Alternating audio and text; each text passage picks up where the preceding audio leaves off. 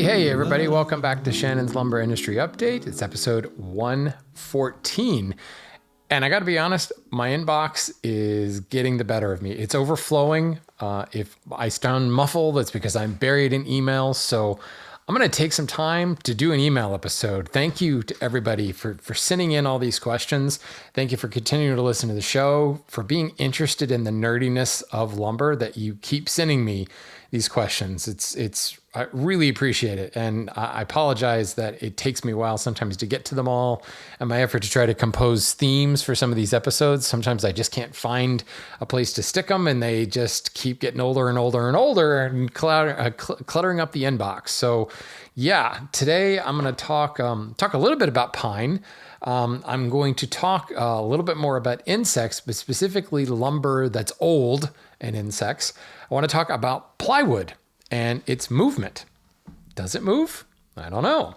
A little bit about buying logs. And then finally, we're going to just scratch the tip of the iceberg on the ever so popular charring of wood, torched wood, shushugiban, or the proper yakisugi. I think that will take up a fair bit of time here. So let's get started on this. And as always, I do want to say thank you to those of you who support the show. Many of these questions come from patrons of the show. So go to patreon.com/lumberupdate and you can support the show. Patrons of the walnut level and above are getting those fancy species stickers. And I'm getting a lot of great feedback on those. Thanks everybody who's sending me pictures of wherever you stick those stickers. I love it when I get to see a sticker stuck on the actual species of wood. Very cool. I've gotten a lot of great pictures of koa over the last couple of weeks with the sticker stuck to it. And while we're on that topic, I am getting so many pictures of elm, various species of elm, a couple with the elm sticker stuck to it from last month. But more importantly, a lot of people saying, oh, I love elm. I love working with it. I use it whenever I can get my hands on it. Actually, I think 100% of the instances I've heard from, people are getting it through kind of urban logging or maybe a tree they felled themselves. Nobody's really buying it commercially, which is certainly what I've seen and what you might have expect. I'm also seeing in a lot of turned items and smaller items, boxes, keepsakes, things like that, which kind of back up the whole idea that Dutch elm is making it hard to find larger boards. So first and foremost, thank you to all of you who have been sending me really cool pictures. Elm dies really well. It turns really well. It has so much character. Every single piece I look at, the wood is absolutely stunning. So just to kind of underscore what I said in the last episode, if you can get your hands on some elm, regardless of the particular species of elm, do it. It's cool stuff.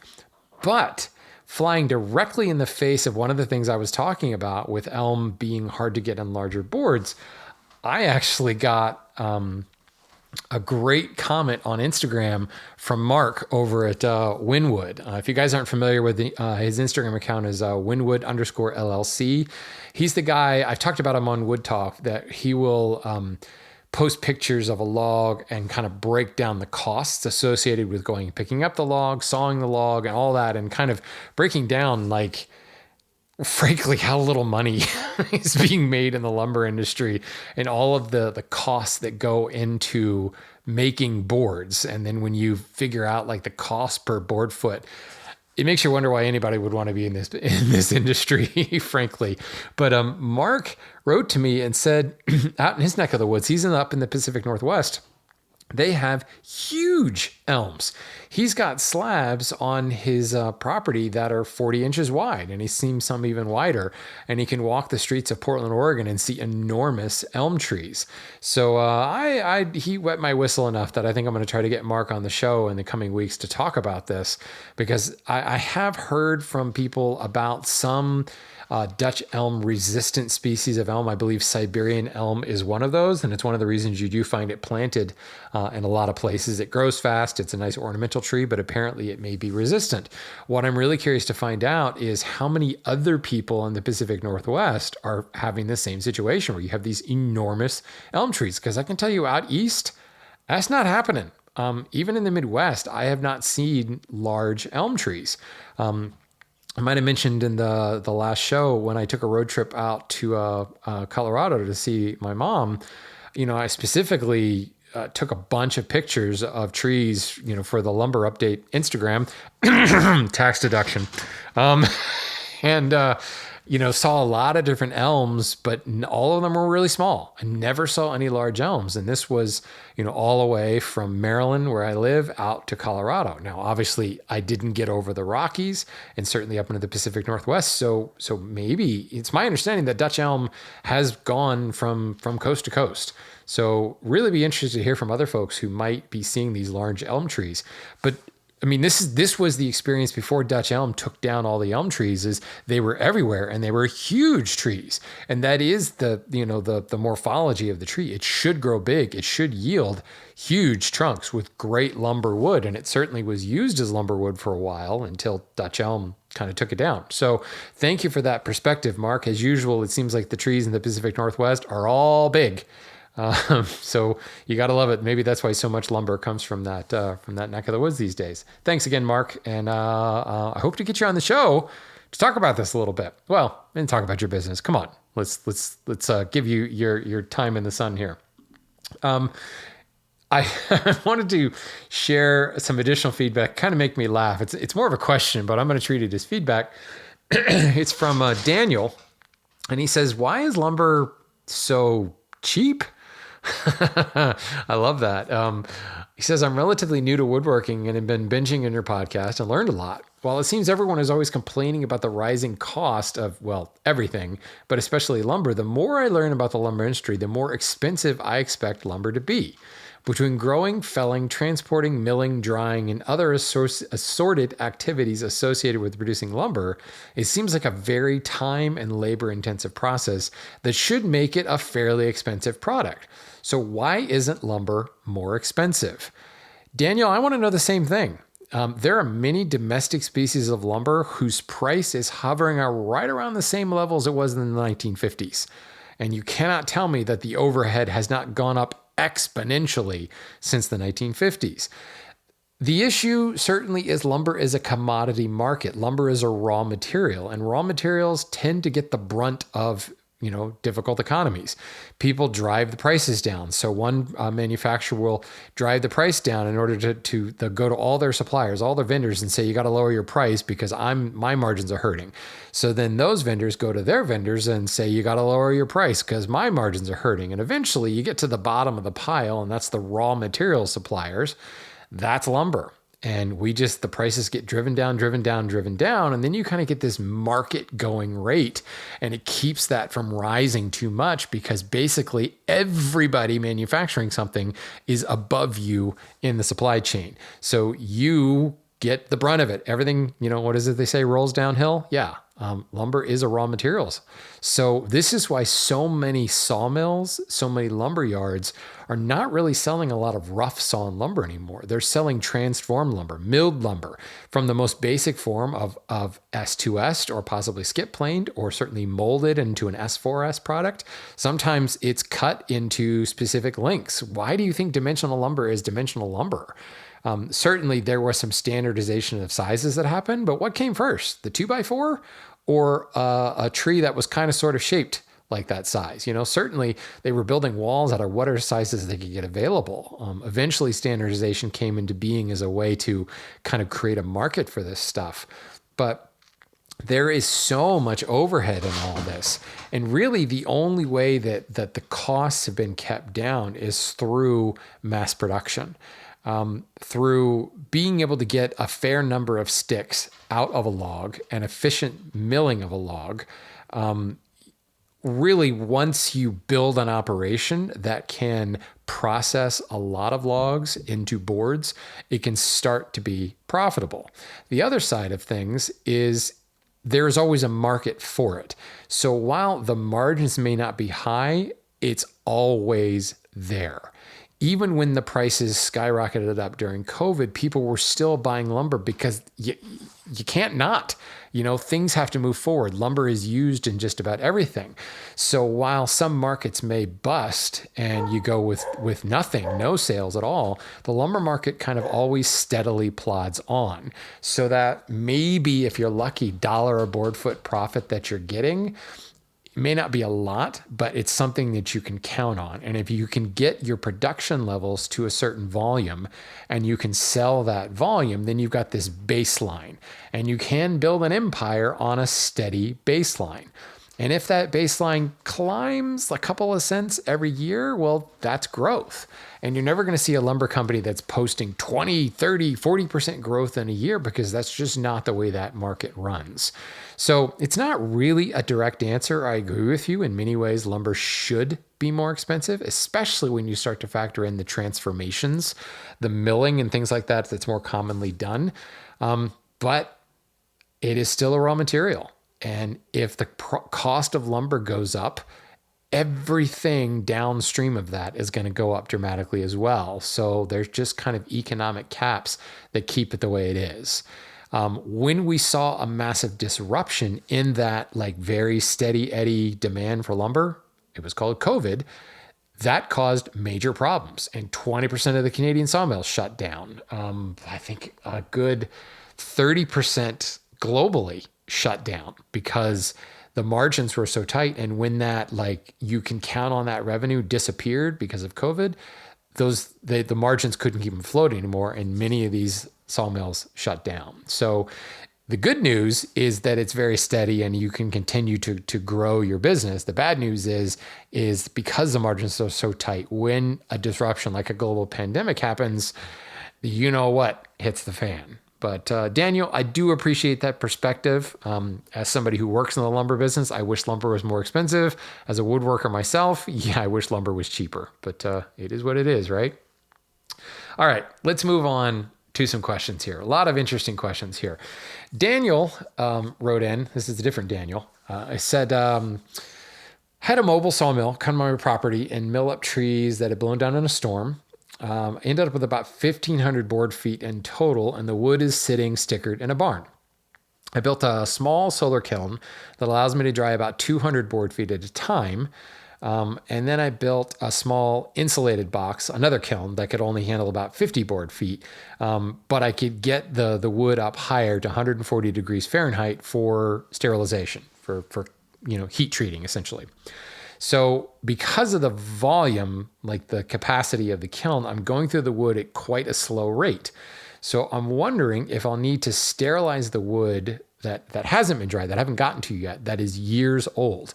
Is there a point where the starch or whatever they eat, whatever the bugs eat, breaks down to a point where they don't infest it anymore? If it helps, I'm in South Carolina, the northwest corner of South Carolina. So Daniel, the answer is no. There is not a point to where they won't invest in anymore. There's a couple things going on here. First and foremost, talk to anybody who specializes in reclaimed lumber, and you will still find powder post beetles in oak beams that are hundreds of years old. They will still continue to eat the stuff. I've run into logs that can be 20, 30, 40 years old that haven't been milled up, and they are infested with bugs, which brings you to the other point. As lumber does begin to rot, all it does is get sweeter. All it does is get more attractive to the bugs. Look at a banana. That banana, when it's still kind of green, it's filled with, other way. When the banana starts to ripen, when it starts to go brown, there's a heck of a lot more sugar in there and actually less vitamins. It's more just as the starches and the vitamins and the minerals and things like that and just the carbs begin to break down. Well, carbs are essentially sugar, glycogen. As they break down even further, they just turn to sugar, some form of glucose. And that's really that rotting process. As wood begins to rot, the older and older wood gets, just the tastier it becomes. Now, instead of that log being dinner, it's now dessert. So yeah, the bugs will stay at it, and it's something you need to be aware of. Now, that's where treating the ends of the boards with the borax solution might help, or spraying the boards down with the borax solution might help, or just doing your best to keep them stickered and kind of out of the wet and slowing that rotting process, but then also just steadily working through the wood. He said 2 years ago he had a mobile sawmill come. Well, if you are drying 200 board feet at a time, he doesn't say how long it's taking him to dry 200 board feet, but 200 board feet, that's a small enough kiln. You probably don't need to dry them as long as you think you're drying them. You might be able to speed things up, but if you just don't have the time, he said that he just had a baby. His wife just had a baby. So, there's certainly not that much time to dedicate to it. I wouldn't panic. I would certainly pay attention to your lumber that's stacked and stickered and look for signs of boring insects. But I don't think you need to really rush through it or worry about it. If you find that a board does have boring insects, you want to quarantine that board. And if it's not that, special of a board, maybe burn it to get rid of those bugs altogether, or possibly put it in your kiln to heat treat it. But yeah, I don't think you need to try to rush through things. Certainly bugs will continue to eat it, but we're talking much, much grander scales. You're saying 2 years ago. That's really not that long for those boards to sit there. Just keep an eye on them and you should be fine. Okay. This is a question from Joe. Actually, he said he needs to stop listening to the lumber update right before he goes to bed because apparently it's giving him dreams. He had a dream that there was suddenly a vacant lot across from his house and it was filled with pine trees, and he was very excited about it, and he was telling people about all the different pine trees. Truly, this is a listener of the lumber update. I do appreciate that amount of nerdery, Joe. But he goes on to say he's building drawers and he wants them to be made out of pine, and his dream got him thinking about what kinds of pine would be good for drawers. So let's talk about this. There is pine, and then there is quote unquote, air quotes, pine. You can go to like Home Depot and everything is listed as pine or sometimes listed as whitewood.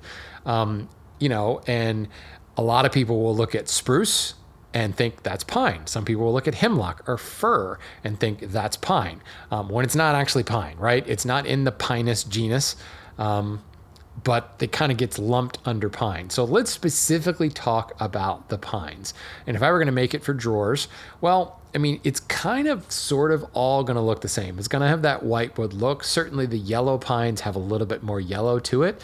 To me, I think it's about choosing the grain and choosing a quarter sawn board that is going to have the least amount of movement for those drawer sides so that your drawers don't get stuck in place. I do think a quarter sawn board will wear a little bit better over time, but then that's the next thing. You do want a species that's going to be durable enough. As you're pulling those drawers in and out, they will wear over the years.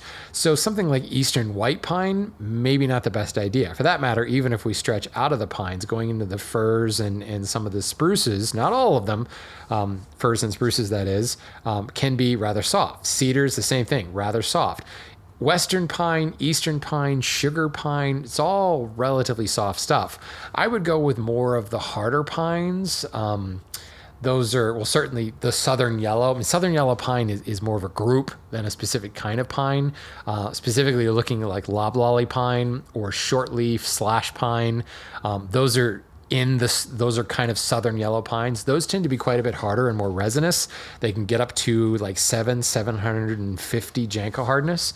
Another thing to look at is like mountainous pines, any pine that's growing in a mountainous area, some Virginia pines growing up in the mountains.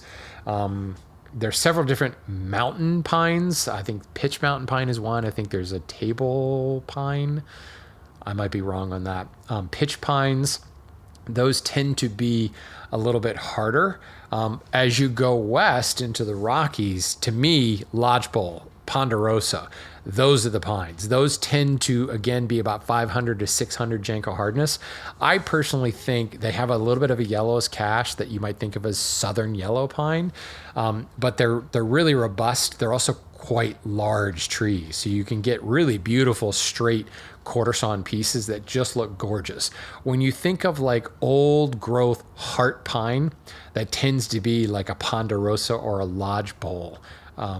Those are just gorgeous, gorgeous pines. So from an aesthetic perspective, I would go with lodgepole or ponderosa.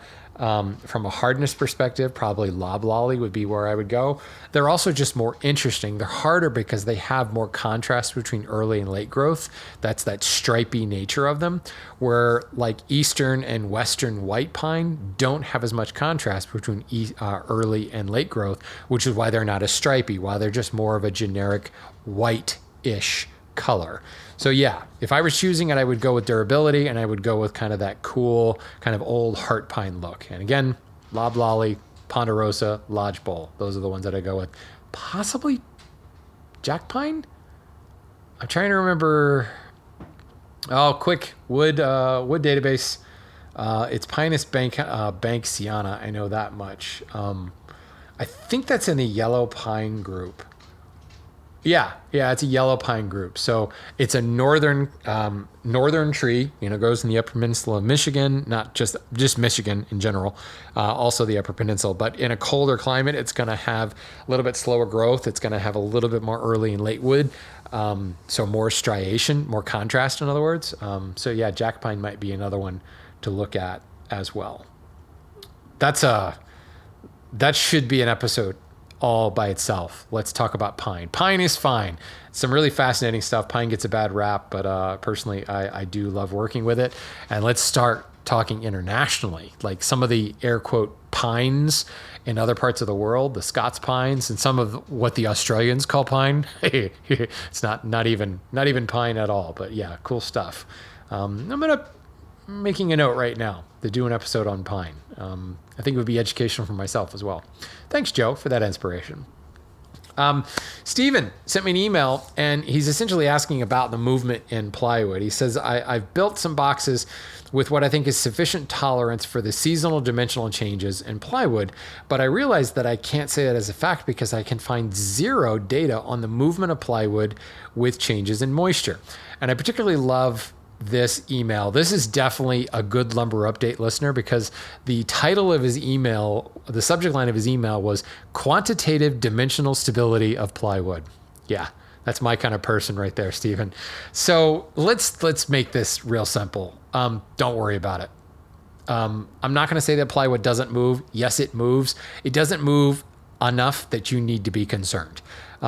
You could build an entire case out of plywood, treat it like it was solid wood. Say you ripped it, into narrow pieces for rails and stiles, and for the panels in your floating raised panel or, frame and panel joinery. The biggest issue you would have with something like that is just the weakness of plywood. Plywood is not very rigid. There are some plywoods that are rigid, like lumber core, blockboard plywood, but your typical veneer core plywood is not very rigid. It's not very structural.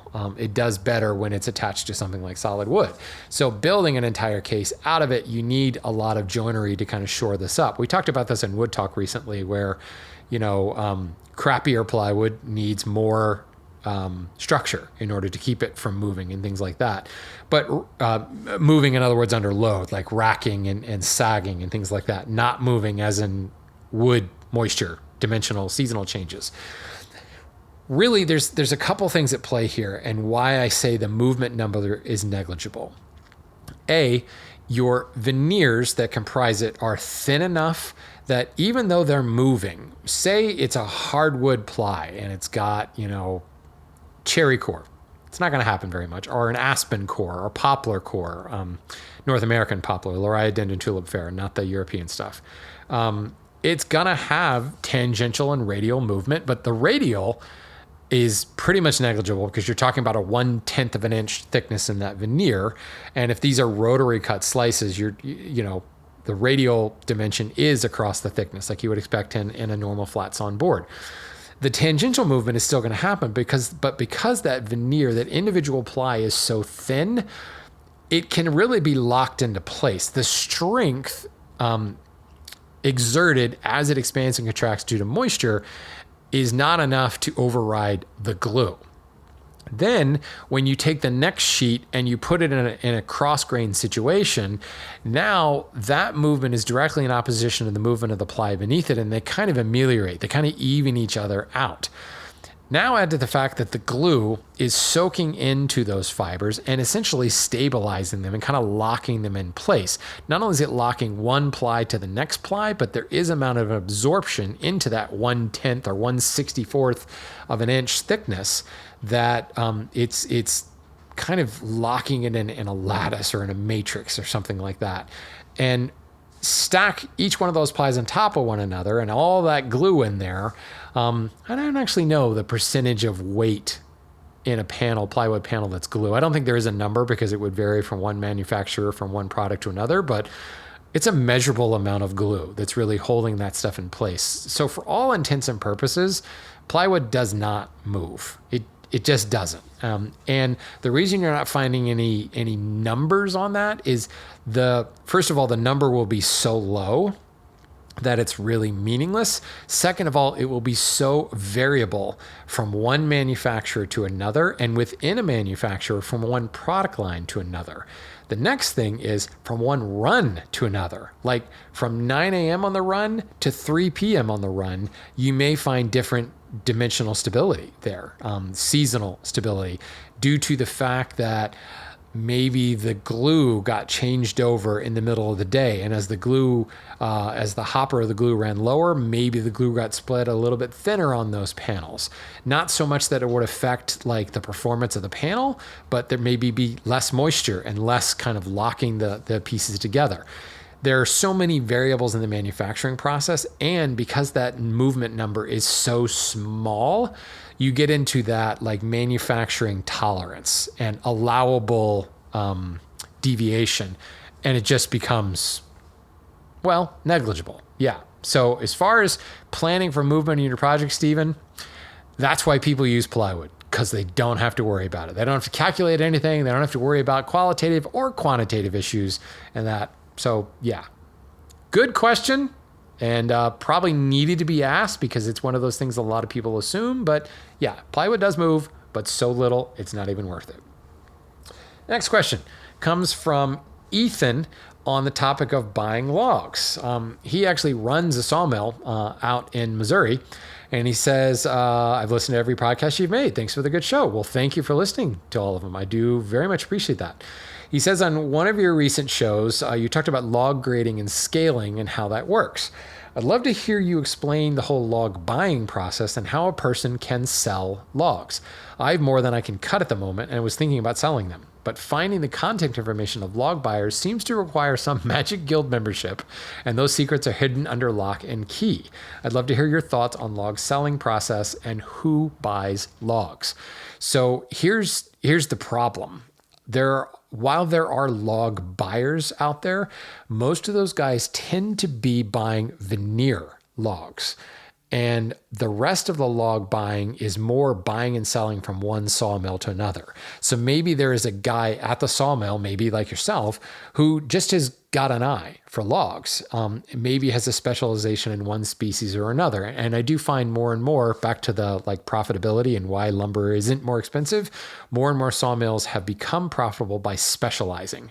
And they're not sawing 20 different species. Maybe they are sawing 20 different species, but they're really known for white oak, or they're really known for cherry. And like, if you need good cherry, you go to Joe in the Adirondacks. You know, if you need really good white oak, you go to this guy in Ohio.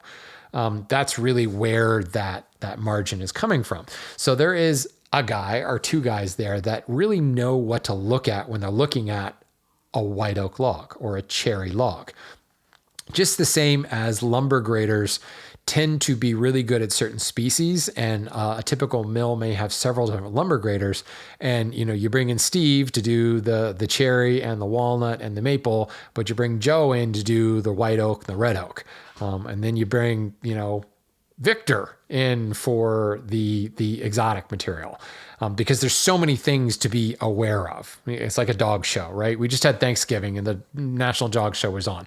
There's that one guy who's really good at the working group, and the one guy is really good at the toy group. And then there's just that one individual who can do best in show and can judge all the different breeds. That's very rare to have that one person that can judge, grade 20 different species, for that matter, buy 20 different species of logs.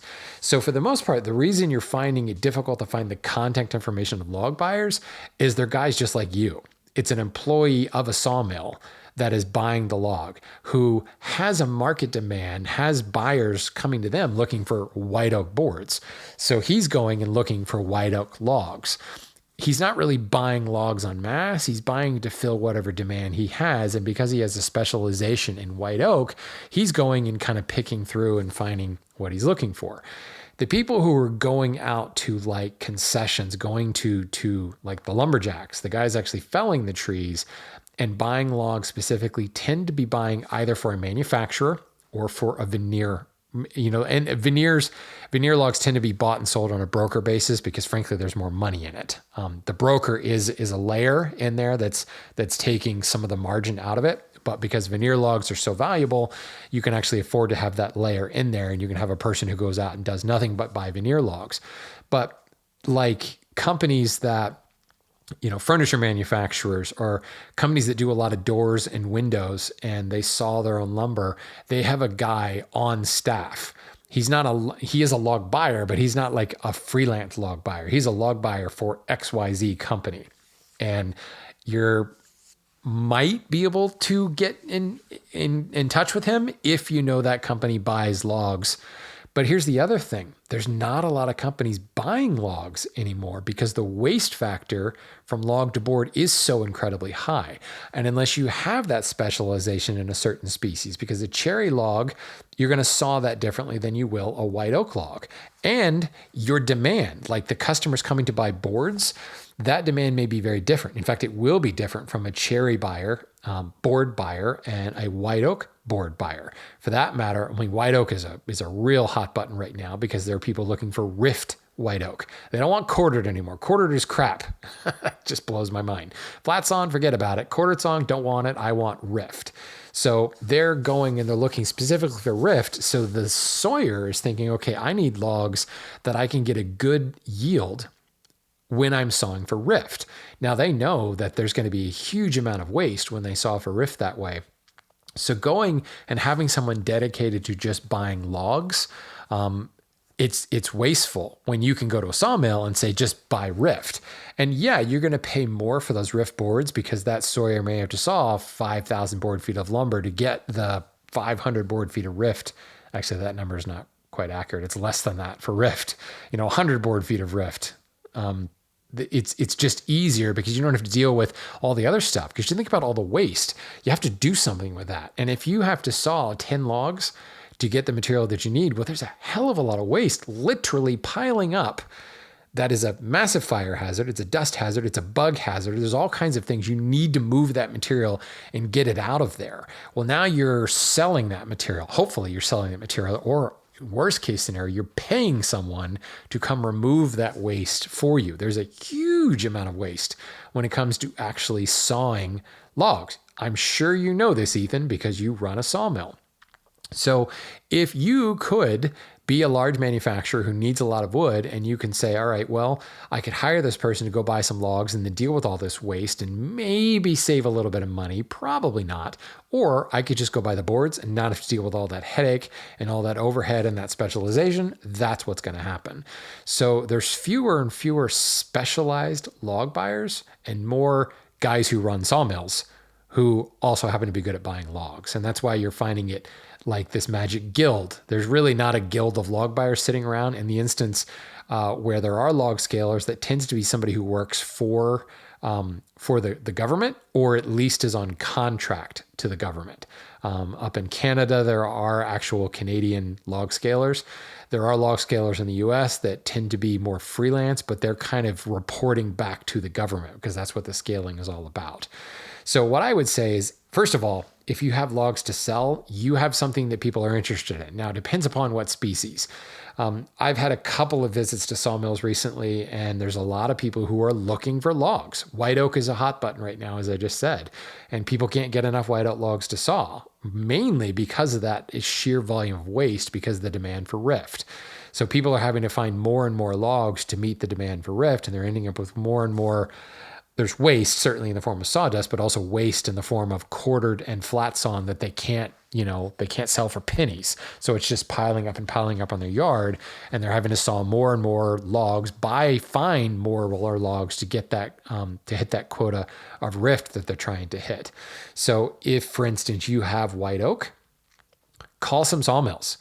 Don't look for log buyers, but call around to other sawmills. Specifically, if you know sawmills that specialize in white oak, you want to call them and say, hey guys, I've got white oak logs. Then someone may come out who knows what they're doing and buy some of those logs from you. If you just have a whole bunch of, a pile of logs that are just a whole bunch of different species, that's going to be a lot more difficult because more and more people, they're looking for boards. They're not looking for logs because, well, as you know, it's a lot of work to go from log to board and a lot of waste and a lot of cost in the form of time. So yeah, it's probably not the answer we're looking for, but hopefully it gives you a little bit of help. And if you are sitting on some valuable species logs, start calling some other sawmills, because if you can't get to them, there's somebody out there who's got an empty log yard. And based on the mills that I visited and my buyers have visited, there are sawmills out there who do not have logs like you do, and probably would be wanting to talk to you. Last question here is from Tyler, and we're going to dive into the Yakisugi. Shishugiban is what it's been known, and it's my understanding that in Japanese there is no such term as Shishugiban. The term of charring wood is known as Yakisugi, so we'll get our little semantics out of the way on that. But if you're not familiar with this, it's been around for millennia. The Vikings did this stuff. The Japanese have been doing this for millennia as well. You burn the board, and many times you'll then wipe on an oil over top of it. And you essentially are, for lack of a better term, waterproofing the board. So Tyler wrote in, and he is looking to do, he wants to replace the pavers on the front of his house with something kind of unique, durable, and permeable. And he's seen that ingrain cookies have been used as pavers.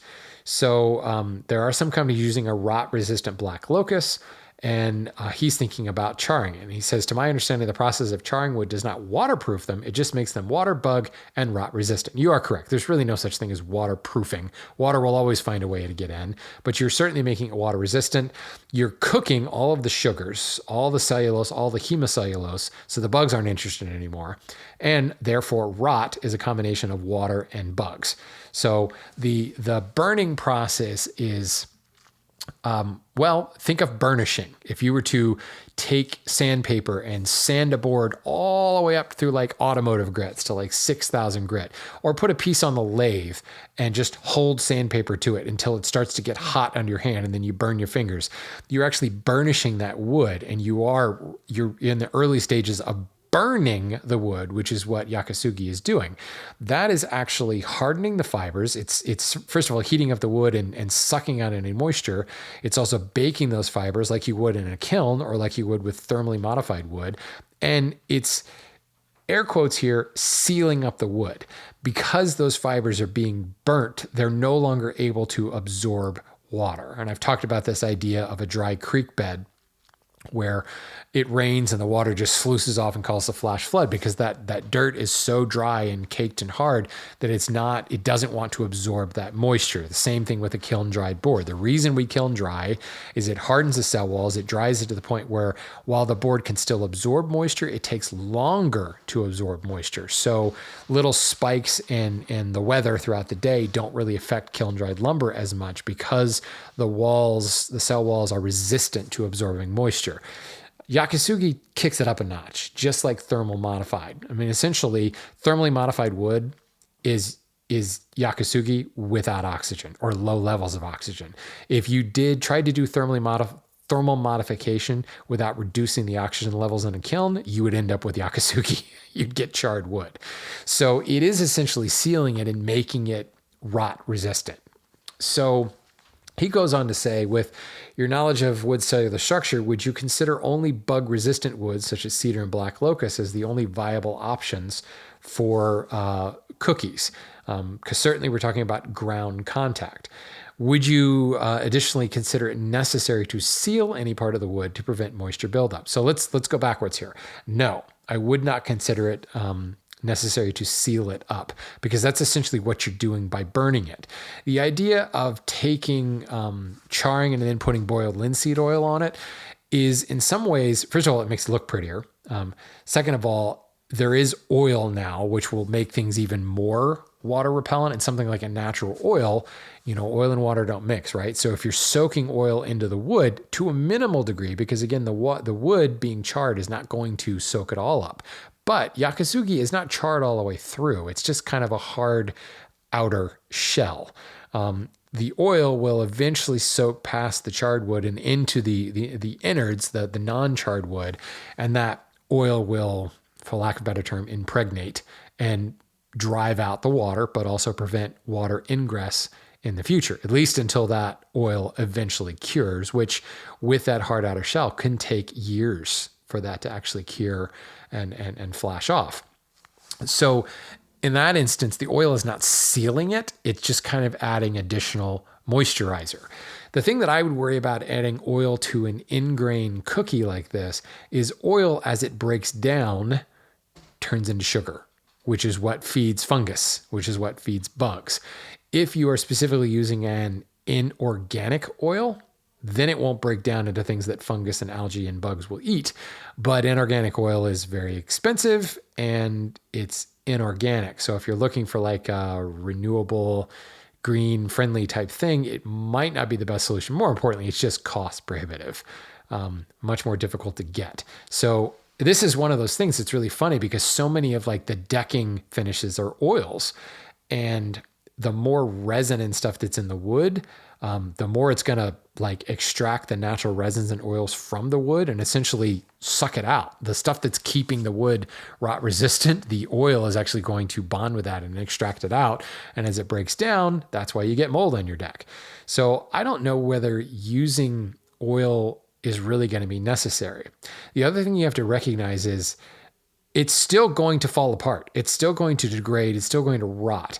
Now, charring the wood means that it will last a hell of a lot longer than if you just put an in-grain cookie that wasn't charred down there. But it is still going to break apart.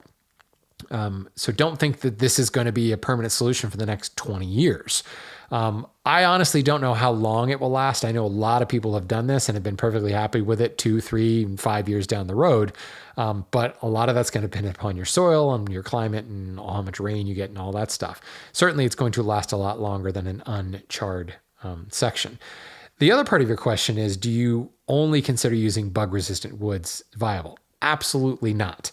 Because those bug-resistant woods, the reason they're bug-resistant is because of the resins, because of the oils in the wood that makes the wood taste nasty. Well, by charring it, you're essentially baking that stuff out. You're hardening it, you're crystallizing it, you're causing it to flash off. So that's no longer there. So in some ways, using a naturally bug-resistant wood and then charring it is kind of silly, because you're removing that natural tendency to do it. But what you can do by charring is using a wood that is not naturally resistant and making it resistant because of the charring that happens, which is why you find a lot of softwoods, a lot of pines and things like that you wouldn't normally think of as a rot-resistant wood being used for Yakisugi. I keep trying to say Shishugibon, and I'm trying to be correct here and say Yakisugi. There's a lot of different species that can be used for this. Some will burn better than others. The other thing you have to worry about, though, is this does really make an inherently fragile board. If you burn it too much, you can get it to flake off. And there's a very popular called gator style where you've burned it to enough that it starts to turn into scales. Well, that is quite fragile. And you will find a lot of people who are then putting a varnish over top of it to lock it in place. But if you bump it or knock it with a forklift, you can basically knock some of that scale off and you've got like bright white uncharred wood underneath it. So we're talking about something that's going to be trod upon. You are essentially making that cookie even more fragile because you're burning it. So I would probably rely on a thicker cut in order to make that happen and char it, and then just expect that it eventually will rot away. So let me go back on what I'm saying here. If you did use a rot resistant wood, then I suppose the gooey center that's not charred would still be rot resistant on its own, because you certainly wouldn't try to char it all the way through. Then you're just going to end up with ash. And there's just no way to do that without destroying it. So Yeah, I'm gonna eat my words and say maybe there is a case for using a rot resistant wood, but I wouldn't use something like cedar because cedar is so soft, and it will char readily, but it's really not going to be very durable. Something like black locust, yeah. White oak, possibly. Now you'll find that those are a lot harder to char, but it is certainly doable. Something, however, that has a lot of sugar content in it, like maple, it's going to char really easily, but you probably won't leave it as protected because it will char very quickly. Think of creme brulee, the sugar on top, and it chars up and it looks golden brown and lovely right away. That's because there's so much sugar in it. Is it really, air quotes, waterproofing it? Probably not. So yeah, I'm going back on my word and saying it would be a good idea to start with a wood that would do well when ground contact, which is why black locust gets used, simply because you're not burning it all the way through. If I'd actually thought that question through before I'd answered it, I probably would have gotten there. So you just got to see my decision-making process there. So good question, Tyler. I think looking into Yakisugi as its own topic in the future might be worthwhile. It is interesting because it is it's still in vogue in some respects, but it's starting to fall out of fashion a lot in siding simply because it is quite high maintenance. It looks pretty, but because it is more inherently fragile and because you're ending up like locking it in place with finish, and then once the finish starts to flake away, when you try to maintain the finish, you're tearing, like if you maintain a varnish by sanding it away, well, then you're also sanding off the charred surface. So more and more people are going with a faux Shishugibon by actually using tinted finishes. The other thing is it is a sensitizer because you're essentially creating charcoal, you're creating dust, and it definitely doesn't work well in interior environments. And there's a lot of people that can have problems with it in relation to the dust. And therefore, people put a film finish over top of it to lock in the dust, which kind of defeats the purpose in the long run. So, yeah, ultimately, the best way of Shishugibon is charring it, oiling, and it's sticking up on the side of a building. Using it as a deck that gets walked on, using it as pavers that gets walked on, that's where things get to be a little bit of an issue. Yakisugi has worked well for millennia because it tends to be used as siding in that respect. So great question. Let me know if that answers your question. If you have more on top of that, I'd love to hear it. But I think that will do it for me this week, folks. A little bit shorter episode, but I definitely wanted to get through some of those email questions. I've got a lot more, but yeah, I think that's enough for this particular episode. So as usual, folks, thank you for listening to the show. Thank you for supporting the show. Keep sending in those questions. Love it. I love hearing the feedback from you all. And go buy some wood because it should be more expensive. And think of the bargain you're getting when you go buy some lumber.